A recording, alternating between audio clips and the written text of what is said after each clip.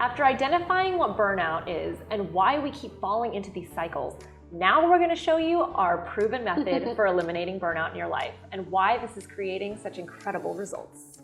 There are many different reasons people feel burned out or stuck, but they can all be solved with this method. Fair warning, this method is easy once you learn it. Take some time to understand and apply it intentionally. We're going to give you an overview of the method in this video, but just like everything in life, it takes practice, focus, and consistent application for real transformative results. That's right. So without further ado, we introduce you to the INERGY Method. Each step, in order and when fully completed, creates a domino effect that takes you from feeling discouraged, lost, stuck, and exhausted to gaining clarity, peace, and feeling hopeful, motivated, and transformed. INERGY is also an acronym. Each letter represents an important step in the method. The word also describes the main concept we use to creating these results. We use energy to find answers within. Most people search for answers out. They ask friends and family for advice, Google search, numb with distractions, or try to do what everyone else is doing. But the real answer and why our method is so different from everything else is because instead of seeking answers out, you need to find answers in. You, baby, are the only one that knows you better than anyone. And you have all the answers inside of you already. No matter how good Christine and I are at coaching, and we're pretty good, we'll never know you better than you know yourself. And that's the truth. You have the answers you need within you. The problem is our attention is constantly being pulled outward by consumerism, Netflix, social media, technology, friends, family, yada, yada, yada. We are overstimulated to the max, and it becomes hard to hear our own internal voice when there are so many outside influences filling our heads. True. We are repeatedly told by society what we want and what's wrong with us, so that it can sell us a quick fix that only leaves us feeling further away from ourselves than before. And from a young age, we're told how to feel and not feel, which leads to a lack of self-trust and confidence in our own internal guidance system. By setting boundaries on the external variables, we can amplify our own voice, our gut, and our heart, and discover what we really need in order to be happy. And since everyone desires different things to be happy, you can only find the answer within yourself. Right. So starting at the top with letter I, identify the cause. There is a reason for your burnout, and the work begins by identifying the root cause. Be as specific as possible. The key here is awareness. The real cause is often hiding behind what you believe the cause to be. There may be multiple causes that you're dealing with, so take each individual cause and go through this framework step by step. The most common mistake we see with this step is misassigning the cause. You can't create a real solution if you don't know the real problem. Einstein is quoted as having said, "If I had an hour to solve a problem, I'd spend 55 minutes thinking about the problem and 5 minutes thinking about solutions." We feel similarly, except for we want to know the cause, and we are likely already too aware of the problem. Right. So for example, you may say, I'm burnt out because I'm working too many hours. Here, burnout and working too many hours are the problem, but the real cause may be that you're spending too much time doing busy work or back-end work instead of income-generating activities because you're afraid of being visible in your own business. Or maybe you feel like you're working too many hours because you struggle to stay focused and on task throughout the day. Make sure you're identifying the cause, not just the problem, and just don't confuse the two. Yes. So step number 2, name the desired feeling. Once you've identified the real cause of your burnout or stuckness, it's time to picture your desired outcome. How do you want to feel? It's easy to say, I don't want to be stuck, or I don't want to feel burned out anymore, but what does that really look like for you? We often say, I don't want that, but what do you want? Where are you living? Who are your friends? How are you showing up in the world, and how is your business running? How much time are you working during the day? This projection of reality will help you to make it feel as real as possible. And when challenges arise, your desired feeling becomes your why.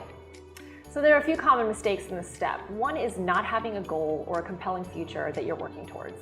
If you don't know where you're going, it's hard to get there fast. Plus, how will you know when you get there? 2 is assuming that what you really want or what will make you happy are material things, when in reality, it's the feelings that those things bring that you're really after. It makes you happy because of how it makes you feel. Exactly. And another common mistake is skipping this step. It may seem a little silly to take time out and daydream a desired outcome, but we often take time out and daydream the nightmare outcome that we don't want.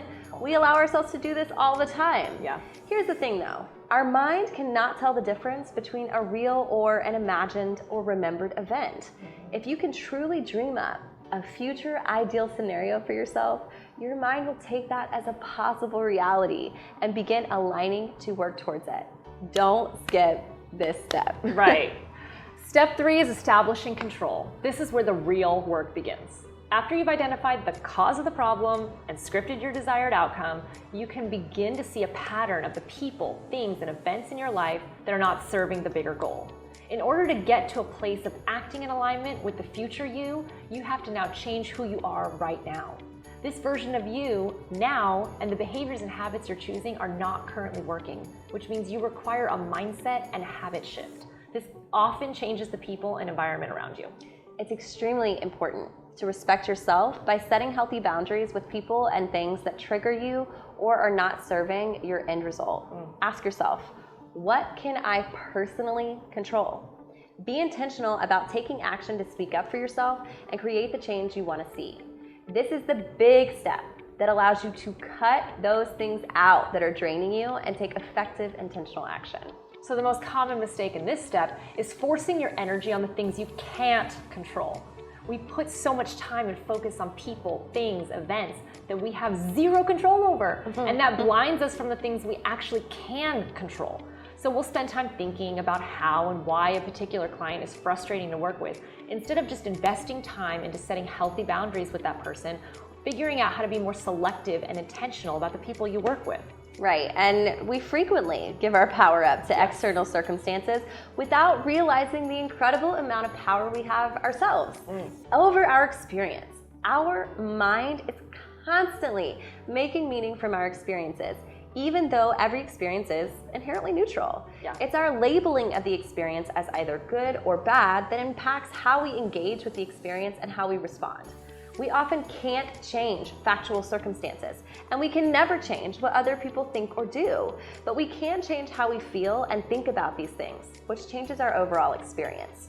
Which brings us to step number 4, rewrite the belief. Belief is defined as an acceptance, trust, or faith that something is true. We develop our beliefs from a young age, typically around the age of 7, and most come from our parents, some from friends, school, community, church, religion. And today, our beliefs can even be created through social media. Something as insignificant as someone saying in elementary school that you're weird can lead you to develop a belief that you're an outsider and that you don't belong. But the truth is, events are neutral. We're simply misassigning meaning and building a belief around the experience we have in our life, which are affecting our future goals and dreams. And once it's a belief, it has power over us. Limiting beliefs and society's programming and conditioning of our beliefs are what we truly need to unlearn in order to properly process our emotions and establish free thinking. Rewrite your beliefs, rewrite your thoughts, rewrite your reality, because you can't set goals and develop habits that work if you haven't aligned your beliefs with the actions you're trying to take. Healing is where your power is, and this is the step that most people give up on because they don't want to face what's really going on. The most common mistake here is honestly believing everything you think. Don't do it. At one point in time, that thought was born from an event, which left a mark and built a belief around it that you've been holding on to for years. This belief is holding you back from pursuing your dreams and ultimately just keeping you stuck. Other mistakes include taking on other people's beliefs as your own, over-identifying with your own beliefs and allowing them to hold you back, and believing that your beliefs can't change because you've had them for so long. Yep. We often get stuck in our identity, but no one needs to give you permission to change except for you. That's it. Step 5 is generating sustainable habits. Once you've peeled back all of those layers, discovered what makes you tick, and removed your blocks and healed from past traumas, it's now time to create an actionable plan to achieve your goals. Sustainable habits are consistent daily actions established with the intention and the flexibility that are aligned with a strategic plan that focuses on longevity and permanent change. Once you've removed all the things that haven't been working in your life, You have to rebuild your life the right way, valuing your time and your energy.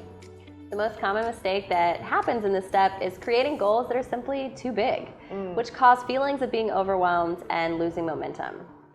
Another common mistake, and the reason why so many people drop off in February from New Year's resolutions, is not properly optimizing the habits after getting a first round of feedback results. So our final step in the energy method is why. You execute with consistency. Yep. This method works with accuracy when executed daily with consistency and intention. Once you understand the method, you can spot red flags of burning out long before it actually happens, and even avoid it by harnessing your energy in instead of powering through and always putting more out. Whew. When you raise your level of awareness around what is causing your burnout, begin processing your feelings and really generating sustainable habits, your reality will shift dramatically. So you might be asking, why has nobody taught me this before? Well, we're wondering the same thing. The strategies in this method should be taught to us at a young age in school, and as soon as we realized no one knew the answer, we decided to put all the pieces together from our years of experience, coaching, and education, and the result is this transformative method that is changing lives. We've been in your shoes, Yes. looking for answers, feeling overwhelmed, stuck, and exhausted from repeated cycles of doing the same thing and expecting a different result. Once we discovered that we didn't have to operate that way and we could actually have more by doing less, our whole life changed. And there's just no going back for us. No, there is not. We are committed to teaching as many people as possible this method and being an example of how wonderful your life can be living out of survival mode. Once you truly understand and start applying this method consistently, you'll be able to change so much more than you may feel you can right now.